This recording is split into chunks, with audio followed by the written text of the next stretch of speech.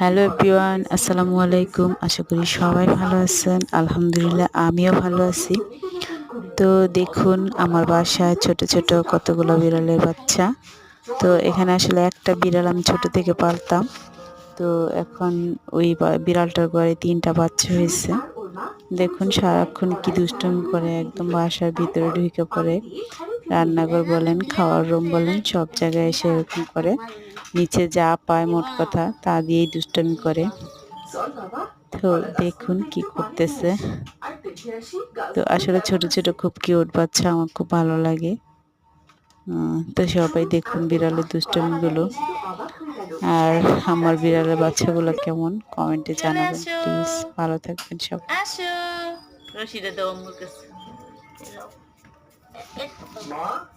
আসো। এই যে ধরলে, কেন করলে?